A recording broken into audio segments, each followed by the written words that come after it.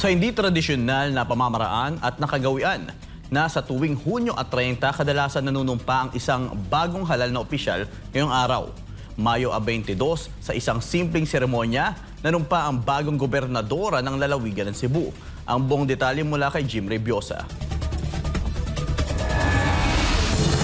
Bagamat sa unang araw ng Hulyo pa epektibo ang pag-upo ni Cebu Governor-elect Pamela Baricuatro, formal na itong nanumpa bilang ika-25 pinuno ng lalawigan sa City Sports Club Cebu City.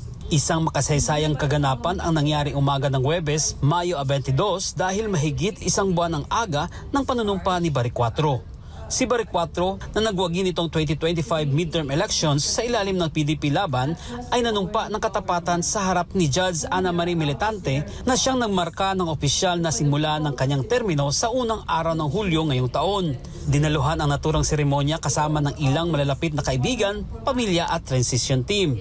Absolutely, we're entering into the new era of Cebu Island, One Cebu Island leadership.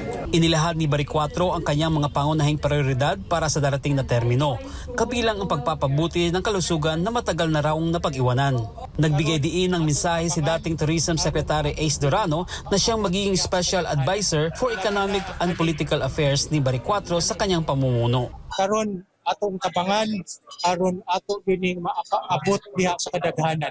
Ilabi na ang kaning programa sa panglawas. Samantala, ayon kay Attorney Edmond Lao, head ng transition team, pinaaga nila ang oath-taking dahil ito ang naging sentimiento ng karamihan para sa ikabubuti ng lalawigan ng Cebu. Oath-taking this morning was intended to send a clear message that she is to perform her duties as the governor-elect, particularly because of the sentiment expressed in the ballot for her to lead the journey of Cebu for a better province. Mula rito sa Cebu, para sa Diyos at Pilipinas nating mahal, Jim Reviosa, SMNI News.